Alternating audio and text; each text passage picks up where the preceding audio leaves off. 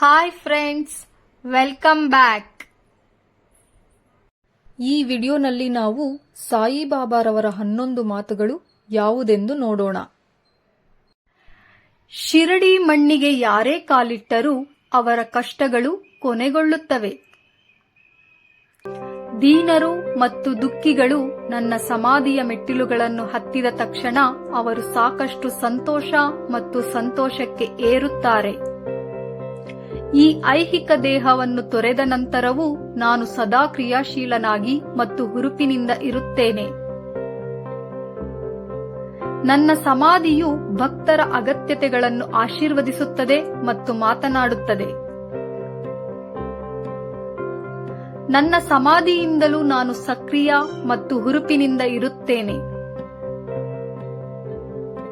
ನನ್ನ ಮರಣದ ಅವಶೇಷಗಳು ಸಮಾಧಿಯಿಂದ ಮಾತನಾಡುತ್ತವೆ.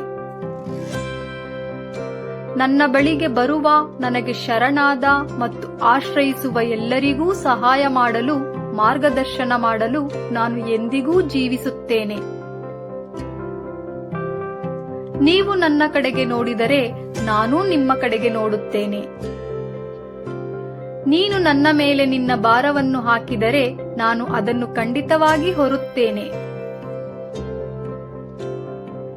ನೀವು ನನ್ನ ಸಲಹೆ ಮತ್ತು ಸಹಾಯವನ್ನು ಕೇಳಿದರೆ ಅದನ್ನು ತಕ್ಷಣವೇ ನಿಮಗೆ ನೀಡಲಾಗುವುದು.